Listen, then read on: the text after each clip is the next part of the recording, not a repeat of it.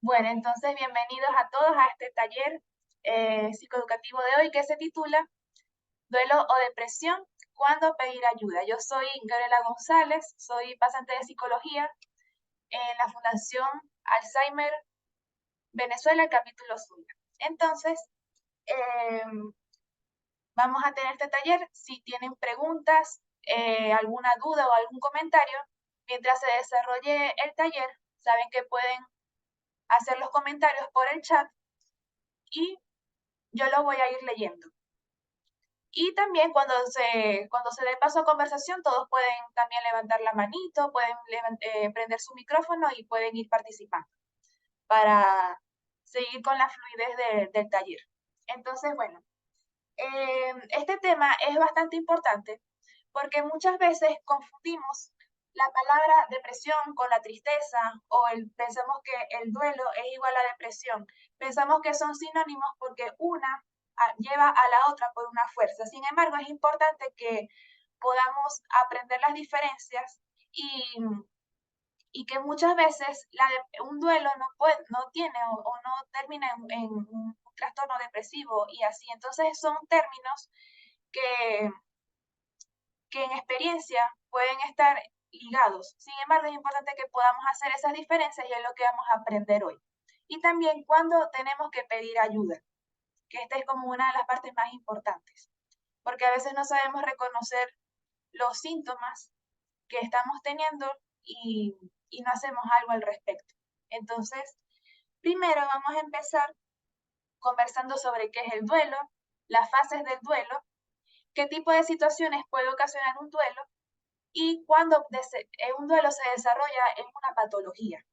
Luego vamos a hablar sobre el trastorno depresivo, las diferencias a nivel cognitivo y conductual y cuándo es que se debe pedir ayuda.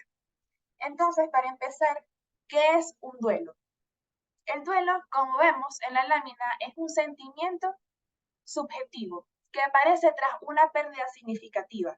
Una pérdida significativa puede ser un familiar, puede ser un trabajo, incluso puede ser aspectos de nuestro cuerpo o funciones de nuestro cuerpo. Hay un autor que se llama Sigmund Freud, que le dicen que es el padre del psicoanálisis. Hay un libro que se llama Duelo y Melancolía, en el que él dice que el duelo significa la pérdida de un ser amado o de una abstracción, sea la libertad o un ideal. Entonces nosotros, como seres humanos, hay cosas que significan para nosotros diferente a lo que puede significar para otra persona.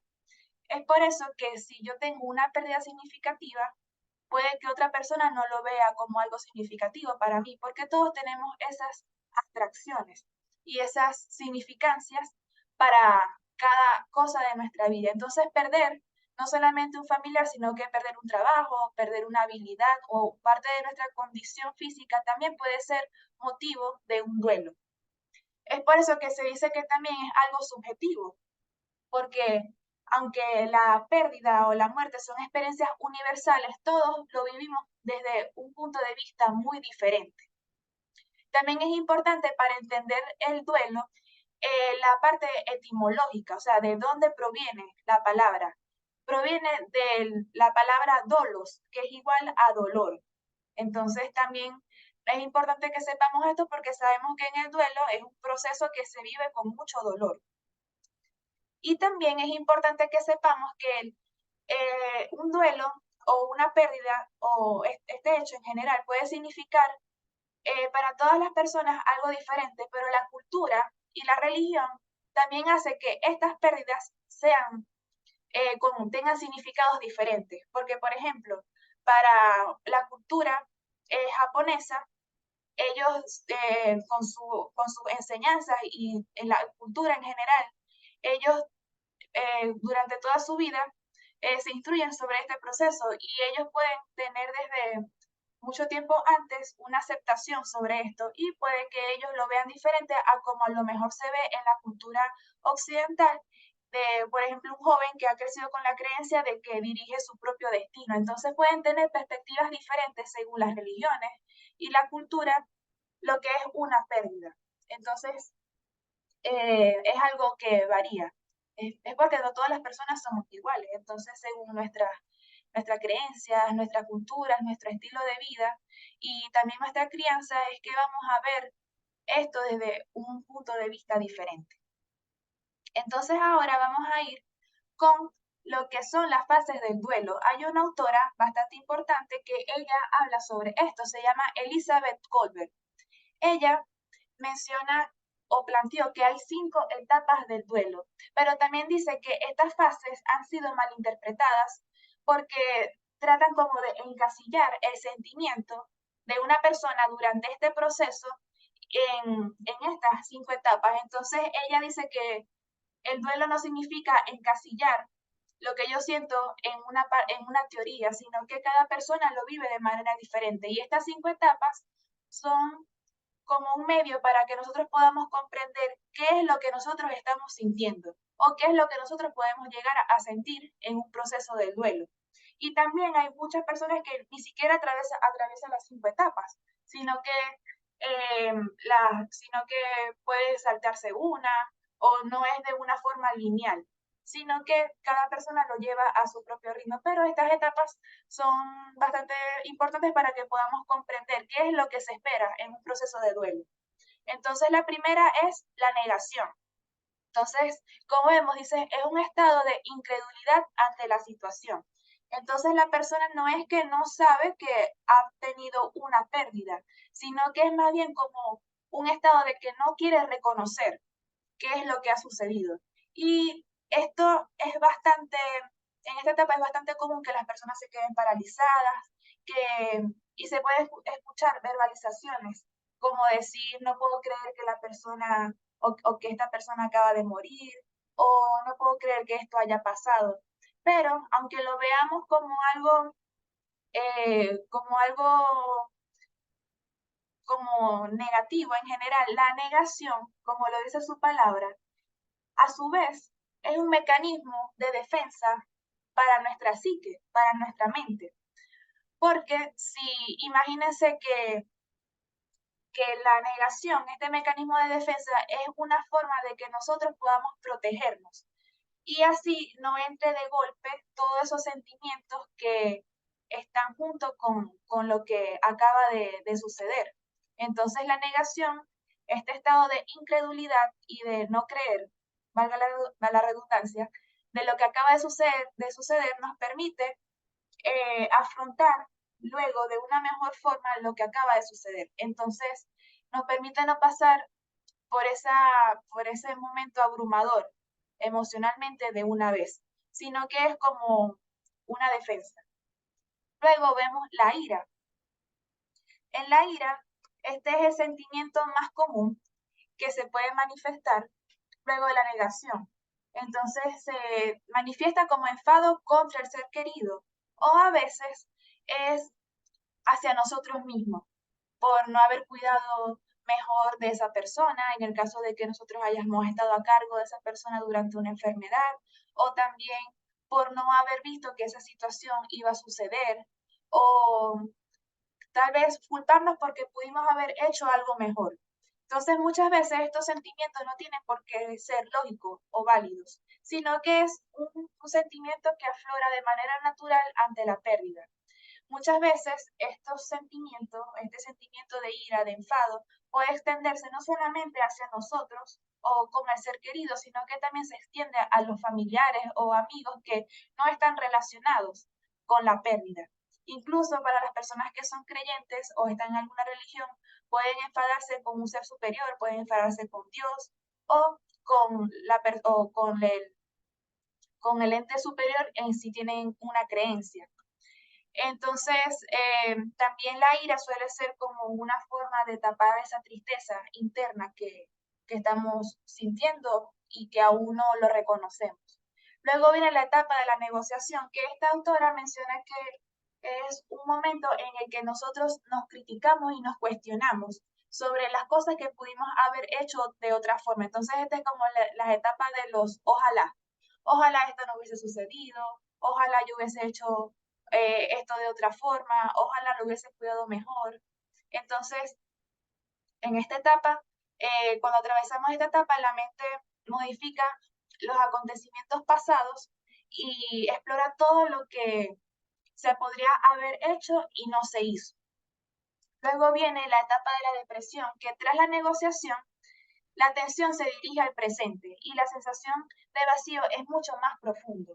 Entonces es importante comprender que esta depresión que se vive durante el duelo no es un síntoma de enfermedad mental, sino es una respuesta adecuada y es lo que se espera ante esta pérdida. Entonces, en esta etapa de la depresión hay un sentimiento intenso de tristeza, nos preguntamos si tiene sentido seguir adelante solo. Y esto es porque cada etapa nos lleva a que podamos ir más como arrastrándonos hacia el presente.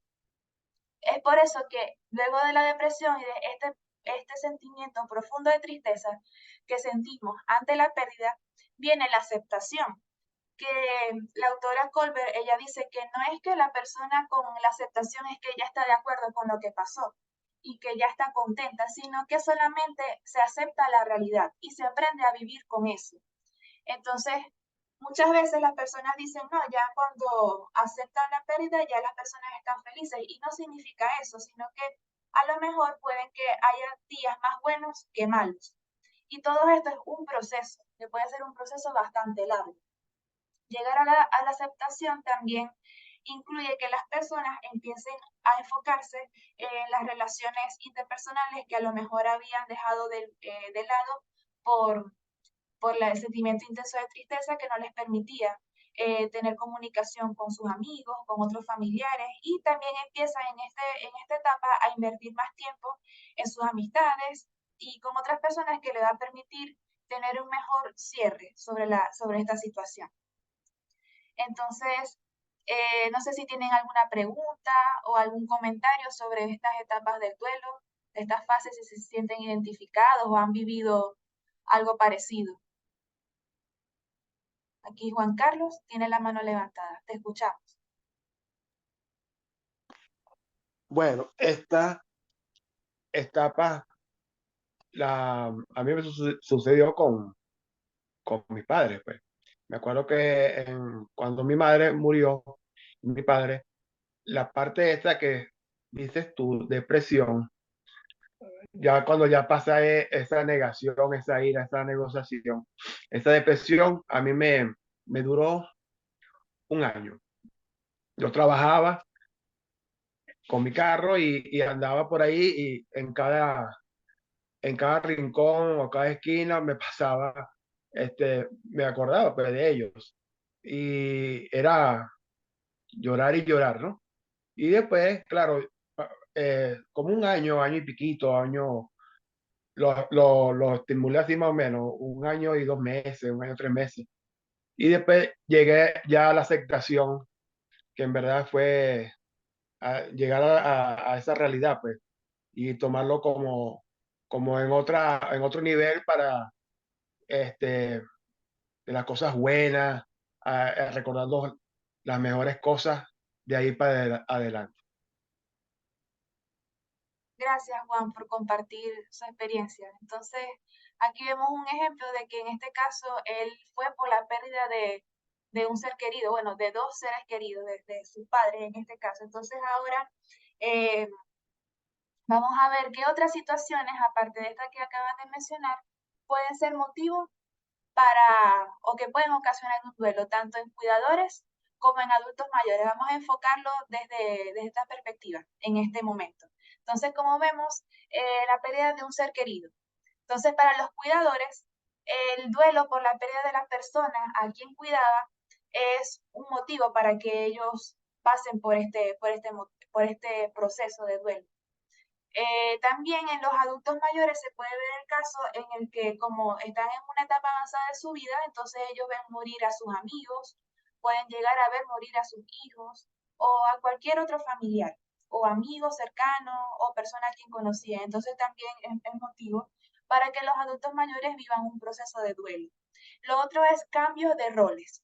En los cuidadores se ve el caso en el que los cuidadores, en el que ellos pasan por este proceso de duelo, cuando adquieren nuevas responsabilidades.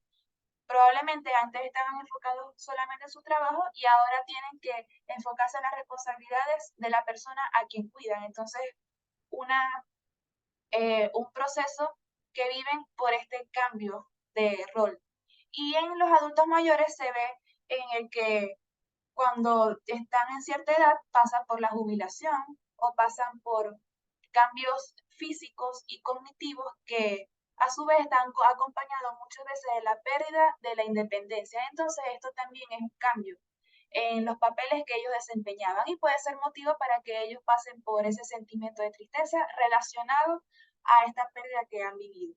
Lo otro es el agotamiento emocional y físico en los cuidadores relacionado a la persona a quien cuidan, ya que, como hemos mencionado en otros talleres, las personas que son cuidadoras pasan por es un trabajo muy exigente, tanto físico como a nivel emocional. Entonces también pueden vivir un proceso de duelo enfocado en estas 5 etapas que hablamos de Elizabeth Kolbert, pero relacionado a este momento. Y en los adultos mayores también puede ser agotamiento emocional y físico por las enfermedades crónicas o neurodegenerativas que están pasando, también por el desgaste físico, que puede ser algo diferente para ellos y por eso también pueden llegar a pasar por esto. Y también están los cambios de la rutina. Igualmente, las personas que son cuidadoras pueden tener falta de tiempo para cuidar de sí mismos, por estar cuidando a un familiar o una persona de manera completa, o sea, a tiempo completo. Y también en los adultos mayores, este duelo por el cambio de la rutina se puede ver porque como han perdido ciertas habilidades físicas, a lo mejor ya no tienen tanta eh, como capacidad de movilidad, entonces ellos muchas veces dejan hobbies o actividades que implicaban esto. Entonces también pueden pasar por estas fases del duelo. Puede ser por la ira, por la depresión y por la negación también. Entonces, y también están los cambios en la percepción de sí mismo, en la autopercepción, en el que, por ejemplo, los cuidadores pueden presentar un duelo por las pérdidas de la esperanza y las expectativas de cómo sería la vida sin la persona cuidada.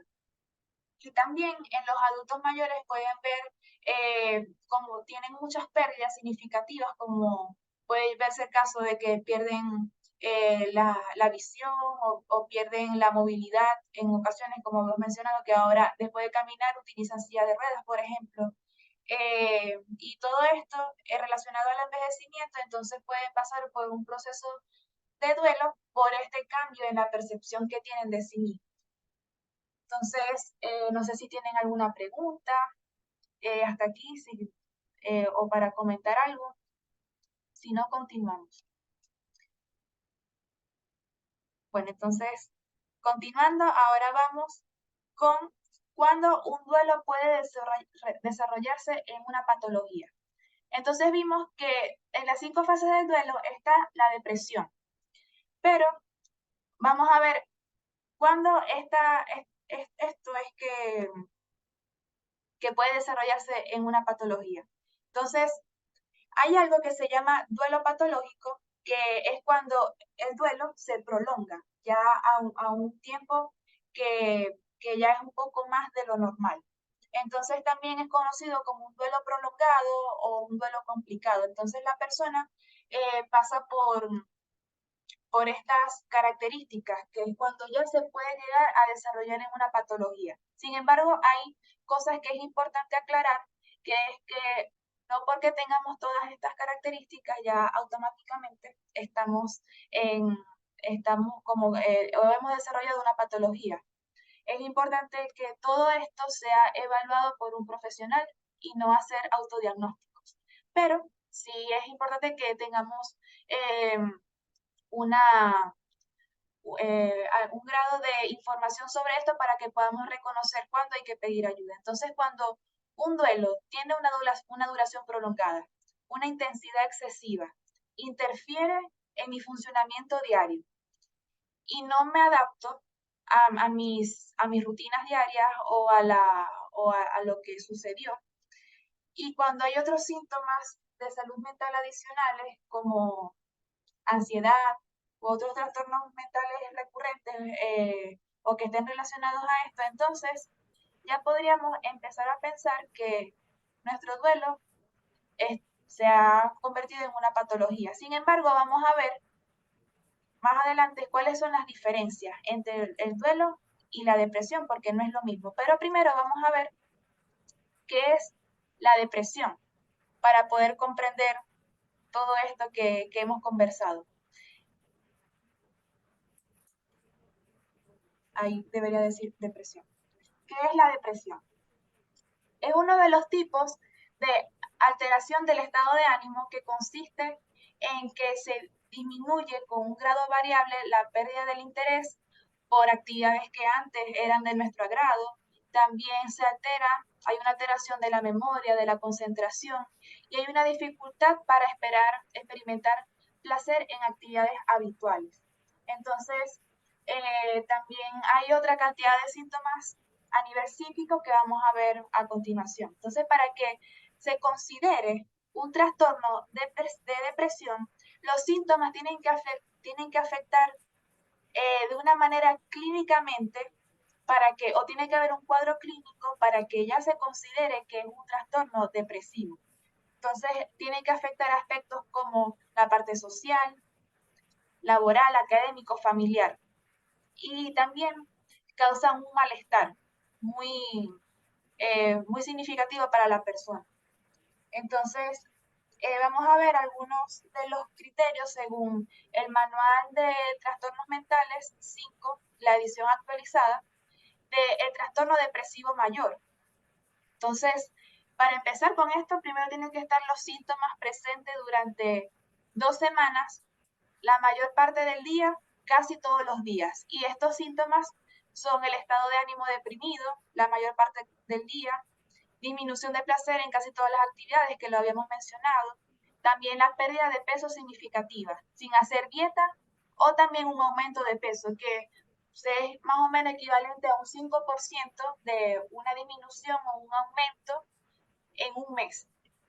También está el insomnio e hipersomnio, o sea, o no duermo nada o duermo mucho, casi todos los días. Y también hay un sentimiento de inutilidad o culpabilidad excesiva o inapropiada.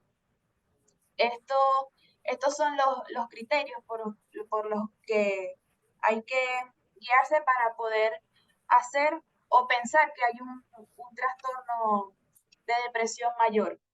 Sin embargo, también hay otro trastorno de depresión que se conoce también como distimia, en algunos casos en el que estos mismos síntomas están presentes por al menos 2 años.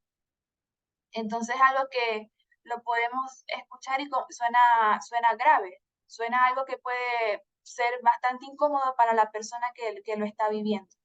Es importante que nosotros podemos diferenciar un trastorno depresivo mayor, que vamos a enfocarnos en este momento en ese, y en un duelo, porque los afecta, por ejemplo, en el duelo, ese sentimiento de tristeza está directamente relacionado a la pérdida que se acaba de tener. En el caso contrario de un trastorno depresivo mayor en el que el estado de ánimo decaído y de tristeza es persistente y no tiene que estar necesariamente relacionado con la persona o con la pérdida que se acaba de tener, sino que puede estar presente sin que haya un estímulo exactamente ocasionando este sentimiento de tristeza persistente. También hay otra cosa que lo diferencia, el duelo, con la depresión, que es que, por ejemplo, en el duelo se puede tener durante días o semanas pensamientos relacionados a la persona que acaba de morir, enfocándolo en este aspecto, pero es algo que puede disminuir su intensidad y puede tal vez algún mes otra vez sentirse triste la persona si lo recuerda, pero es algo que es gradual. En cambio, en el trastorno depresivo mayor, las la sensación de, o el estado de ánimo deprimido y todas esta sintomatología no está relacionado o ligado a una preocupación o un pensamiento en específico. Entonces vemos que con el duelo está directamente relacionado a algo, en cambio el trastorno de depresión mayor o el trastorno depresivo no. Entonces, también es importante que lo diferenciemos de la tristeza. Muchas veces se escucha decir las personas que están tristes, decir coloquialmente, estoy deprimida, solamente por el hecho de estar tristes, pero es importante que aclaremos que la tristeza es un sentimiento inherente a la existencia humana, es algo que no lo podemos evitar. Sin embargo, nosotros en ese momento de tristeza tenemos recursos psíquicos que nos permiten adaptarnos a la situación. Y puede que esa tristeza no sea tan prolongada y que con nuestros recursos podamos salir de esa situación rápidamente. En cambio, con un trastorno de depresión, la persona parece que se queda sin recursos para salir de esa situación. Y por eso es que cuando ya la persona presenta estos síntomas, es muy importante que ya recurra a ayuda psicológica. O en caso de que sea necesario, se remita a un psiquiatra. Eso ya es algo de que los profesionales de esta área se encargan de evaluar. No es algo que solamente por una entrevista, sino que lleva todo un proceso para poder dar un diagnóstico de depresión. Pero como mencionamos anteriormente, es importante saber cómo va más o menos para saber qué es lo que necesito en ciertos casos. Me gustaría que pudiéramos hacer un comentario si hay alguna duda o hubo tal vez alguna confusión con la explicación. A ver, aquí Nois. Gabriela, buena. Mi pregunta es, ¿el tiempo del duelo hacia la pérdida de un ser querido, tiene un estándar? ¿Son 6 meses, un año, año y medio, una semana? O sea, ¿qué tiempo estipulado está para saber si la pérdida en el duelo no se ha convertido en una depresión? Bueno, es importante aclarar con esto que un duelo, por lo general, o sea, no hay un tiempo estipulado, pero sí hay algo que se menciona mucho, que es que el duelo dura un año. Entonces, no es tanto como pensar en los tiempos, sino pensar en si estos sentimientos o este estado de ánimo eh, persistente y relacionado a la tristeza está afectando en todas las áreas de mi vida y ya, y ya existe como, o sea, como que está afectando directamente a todas las áreas de mi vida, como lo laboral, lo académico. Entonces, si ya después de un año la persona sigue igual y los sentimientos de tristeza ya no están directamente relacionados a la pérdida, sino que ya sin ningún estímulo la persona se siente triste igualmente o con todos los síntomas que mencionamos, ya se podría empezar a pensar que necesita buscar ayuda externa, pero por lo general se piensa que es así. A ver, aquí tenía la mano levantada Juan. Gracias.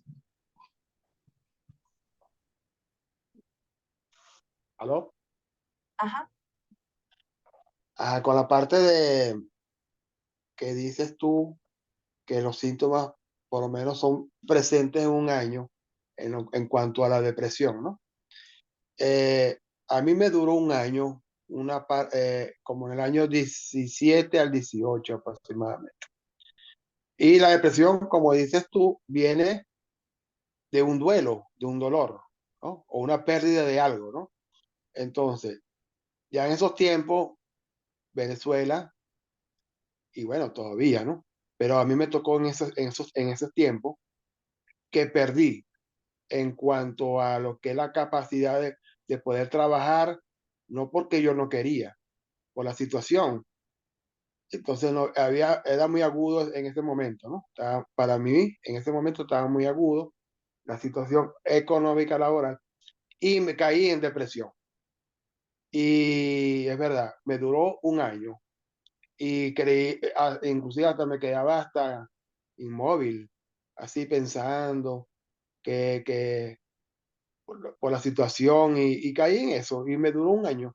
Después logré trabajar y como que fue como el analgésico para que se me aliviara todo eso. Pero sí, eso ocurre como una desconcentración de las cosas, de lo que uno piensa y que cree que uno es un inútil. Y bueno, por situaciones externas, no internas, sino externas, por la situación misma. Gracias, Juan. Aquí María José.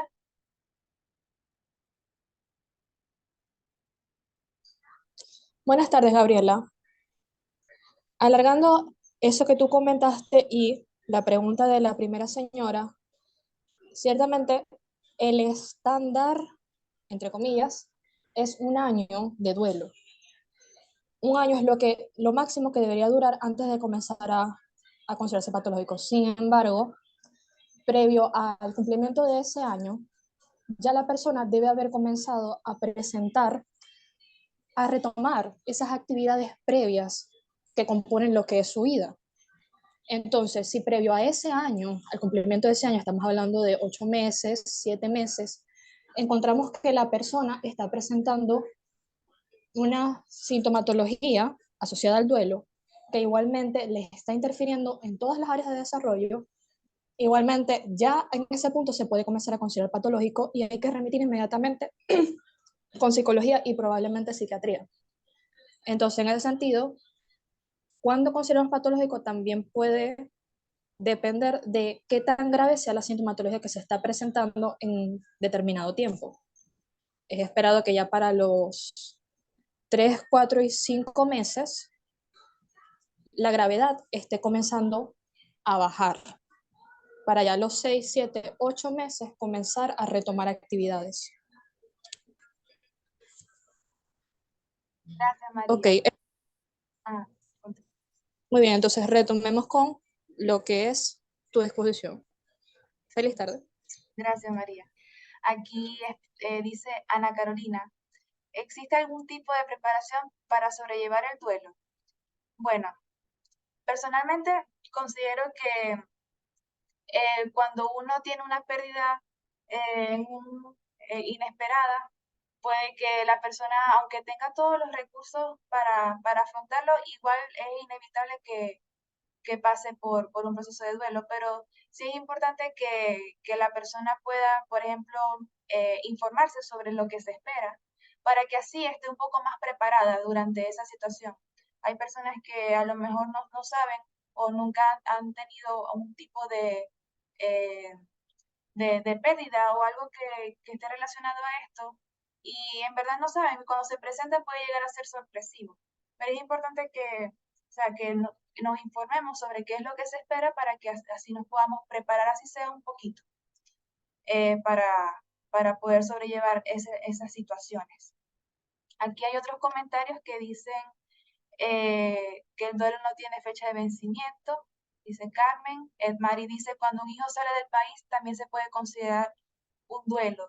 Y es así porque es una pérdida que están teniendo. Y el divorcio también es un duelo. También se puede vivir como un proceso de duelo. Es así. Entonces, continuando, vamos a hablar un poco sobre qué se espera a nivel cognitivo y a nivel conductual en un duelo y en la depresión. Entonces, vamos a hacer aquí un poco de diferencias entre el duelo y un episodio depresivo mayor en el que a nivel cognitivo hay sentimiento de tristeza en el duelo, hay sentimiento de tristeza y también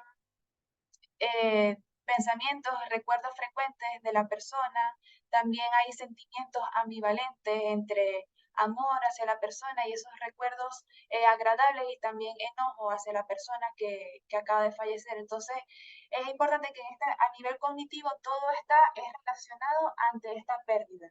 Como mencionaban, también hay otros casos de otras situaciones que ocasionan el duelo, que es también la pérdida de la partida de un hijo hacia otro país, la migración, también. Entonces, pero en este caso está todo relacionado al hijo, por ejemplo.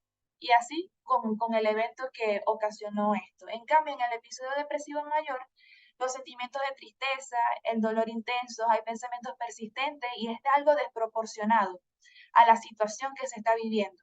Y también hay pensamientos negativos y también hay pensamientos distorsionados y una culpa excesiva que no necesariamente están relacionados con la pérdida que se tuvo. Entonces aquí hay una diferencia. A nivel cognitivo está la tristeza, está los pensamientos negativos, pero los motivos son diferentes. En la parte conductual, en el duelo, hay, por ejemplo, hay alteración en el apetito, en el sueño, puede haber un llanto frecuente y expresión de ese dolor emocional. Y también una dificultad posiblemente para realizar las tareas cotidianas. Pero en el episodio depresivo mayor no es una mínima alteración, sino que es un cambio significativo en el apetito, en el sueño, hay aislamiento social, hay falta de interés en las actividades. Entonces, aunque pueden parecerse los niveles, pueden parecerse los síntomas o la parte a nivel conductual, los niveles son diferentes. En un duelo no es tan significativo como en un episodio depresivo mayor, en que, como mencionábamos, que uno de los criterios es que incluso en un mes aumentan o pierden el 5% de su peso, o más bien aumentan de peso en ese promedio aproximadamente. Entonces, algo más significativo. Y en la parte motriz, que en esto sí pueden estar más relacionados, es que hay una falta de energía, disminución de la actividad física en un duelo, por motivo de la misma tristeza que se está viviendo. Pero en el episodio depresivo mayor, también no solamente hay una falta de energía, sino que puede haber o agitación motora o enlentecimiento psicomotor. Y también los movimientos están más lentos, hay dificultad para iniciar o completar actividades. Entonces, esto es algo que nos puede diferenciar en los diferentes niveles en un duelo y un episodio depresivo mayor. Aquí pregunta Negra: ¿cómo podemos ayudar a una persona que se encuentra en un estado depresivo prolongado, pero no quiere que lo ayuden? Bueno, aquí yo creo que lo más importante es pensar si la persona está en riesgo de perder la vida. Hay que tener en cuenta que en los episodios o en los trastornos de depresión pueden haber, entre todos esos pensamientos, puede haber ideación suicida. Entonces, si la persona está en riesgo, es importante que lo puedan remitir inmediatamente a ayuda psicológica y psiquiátrica para que lo ayuden, así no quiera, porque está en riesgo su vida. Sin embargo, es importante que también haya una psicoeducación, en caso de que no haya un riesgo inherente de que pierda la vida, porque así va ella poco a poco o él poco a poco a saber de que en verdad necesita que esos síntomas puedan disminuir y pueda comprender por su propia cuenta de que necesita de una ayuda extra a la que o recursos extras a los que él mismo puede tener para afrontar la situación. Entonces, por eso es importante que podamos conocer sobre esto para, si no es en el caso de nosotros, podamos ayudar e informar a nuestros amigos, a un familiar que esté pasando por esta situación. Entonces, eso es algo que podríamos hacer para ayudar a la persona. Entonces, bueno, para continuar, vamos con cuándo debo pedir ayuda. Es algo que ya no podríamos responder nosotros con la información que hemos escuchado, que es, por ejemplo, cuando hayan pensamientos o comportamientos suicidas, como autolesiones. También es lo más urgente para pedir ayuda. A veces ni siquiera es necesario esperar hasta ese extremo para pedir ayuda. Sin embargo, hay muchas situaciones en las que se presentan. Entonces, se podría incluir aquí dentro. También cuando hay un deterioro físico o emocional significativo. Cuando la duración es prolongada, también como lo habíamos mencionado. Y también cuando los síntomas son clínicamente significativos. Entonces, clínicamente significativo se refiere a que abarque, por ejemplo, los criterios diagnósticos y no sea simplemente un estado de tristeza que yo tal vez podría afrontar con mis propios recursos. Entonces, cuando ya esto es ya que algo que se sale de nuestras manos, es como una señal de que debemos pedir ayuda. Muchas veces las personas, como aquí está comentando Neira, las personas no quieren o están como renuentes. Sin embargo, es importante que nosotros podamos ser ese medio para poder informar a las personas sobre la posible gravedad que podría estar acompañado de esta sintomatología para poder hacer algo con esto y que las personas no lleguen a un estado crónico extremo de los síntomas hasta que afecte toda la vida, sino que podamos hacer algo antes sobre estos síntomas, tanto para el duelo como la depresión. Esto no quiere decir que cuando nosotros estemos pasando por un duelo y nos sintamos abrumados, no tengamos que pedir ayuda psicológica. También es importante que todos estemos pasando por una situación que se salga de nuestra mano o no. Es importante que vayamos al psicólogo porque eso nos va a permitir también conocernos a nosotros mismos y también poder obtener recursos que nos van a permitir tener un mejor estilo de vida y también poder, cuando se presenten estas situaciones, estar más preparados con la ayuda profesional. Entonces también es algo que debemos tener en cuenta. Entonces me gustaría ya para finalizar, que hasta aquí ha llegado el taller como tal. Si tienen algunas preguntas, comentarios, aquí pueden ir levantando la mano. Voy a leer aquí el comentario de Ana Carolina y pueden ir levantando sus manos para hacer comentarios. Aquí dice ella, creo que nuestras creencias religiosas pueden ayudar mucho para que sea más llevadero este proceso de duelo. Saber que algún día vas a volver a ver a ese ser querido y que la muerte no es el final. Da esperanza al corazón, recordarle con amor y felicidad. Nos haría bien a todos. Y es así. Entonces, eso es algo que mencionamos. Gracias por ese comentario que las culturas o la religión nos permite afrontar los duelos de formas diferentes. Por lo general, cuando tenemos una creencia o estamos o participamos en un culto o en una iglesia, se hace énfasis en esto de la vida después de la muerte y esas cosas. Entonces son recursos que también nos permite estar un poco más preparados a nivel psíquico y afrontarlo de una forma diferente. Entonces, la religión puede ser un recurso para ver desde un punto de vista diferente la pérdida significativa. No sé si alguien más tiene preguntas o quiere comentar.